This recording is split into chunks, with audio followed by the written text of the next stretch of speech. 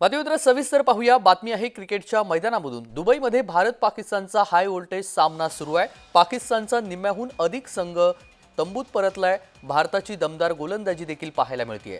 भारत आणि पाकिस्तान मॅच सुरू आहे आणि यामध्ये हाय व्होल्टेज या सामन्यामध्ये पाकिस्तानचे निम्म्याहून अधिक फलंदाज हे बाद झालेले आहेत। भारताची दमदार गोलंदाजी सध्या मैदानामध्ये पाहायला मिळते।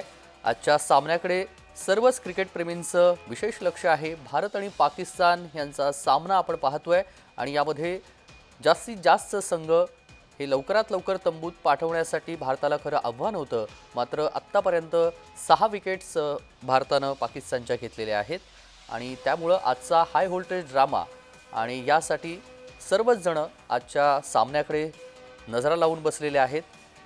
भारताच्या दमदार गोलंदाजी पुढे पाकिस्तानची रन संख्या ही मंदावताना आपल्याला पाहायला मिळते।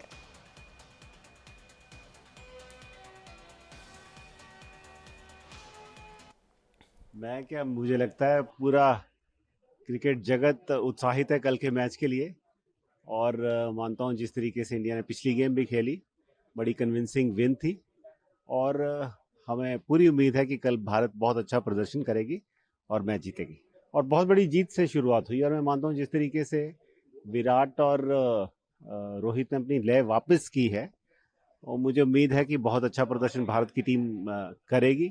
बहुत अच्छी गेंदबाजी हमने मोहम्मद शमी की ओर से भी देखी और मैं मानता हूं कल बड़ा अच्छा रोमांचक।